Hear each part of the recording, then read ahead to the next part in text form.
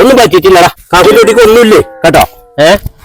ഇതിൽ 70 ഉറുപ്പിക പോകുമ്പോളേ ആ പീടിക്കുന്നേ ഐസും കോൽമുട്ടായി ഒക്കെ മേടിച്ചോ.